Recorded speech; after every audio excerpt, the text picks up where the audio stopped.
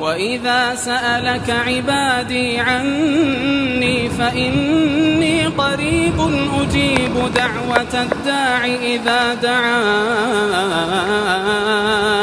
فليستجيبوا لي وليؤمنوا بي لعلهم يرشدون.